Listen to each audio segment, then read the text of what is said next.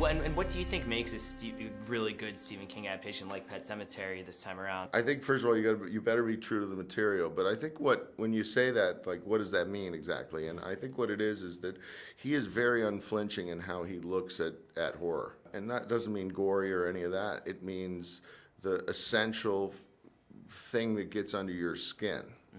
And it's a very uncomfortable thing, so are you willing to stay in that very uncomfortable place? In our case, for quite a bit of the movie. Yeah, definitely. You know what I mean? And Yeah. I think that's what makes a really great Stephen King book and movie. Church was out on the road.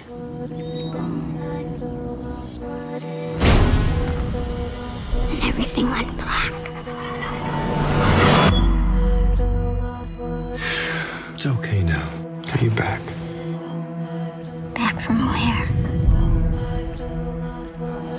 He's deceptive in his ease and his popularity, but you know what he writes about is deeply affecting and very intellectual as well.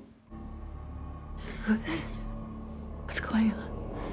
I wasn't ready to say goodbye to her. You're scaring me. Just tell me what you're talking about. It was my fault she died. I had to bring her back. We like the idea, and this is in the book too, but in the movie we really tried to expand upon this, was you got this guy, Louis Creed, who thinks like, I understand death. I'm a doctor, I've been in the ER, I've seen death a lot. And you know, he's talking to Rachel, and Rachel's like, well, you don't understand death, dude. Dude, I do. You know, I experienced what I did with Zelda. It's very different when it visits your doorstep. So once the cat dies, it sets off this chain reaction of not talking about death, not talking about grief, not owning grief. When we were preparing for scenes, I'd revisit the scenes that they were pulled from the book, just because Stephen King wrote such intimate and like really, really precise emotional sort of arcs with both Louis and Rachel, and really did a great job of a portrait of grief and that roller coaster ride that it takes you on, because it's not just crying, it's anger, it's sadness, obviously, but then there's also a maniacal element to it. Yeah. So for me, it was so great to have that.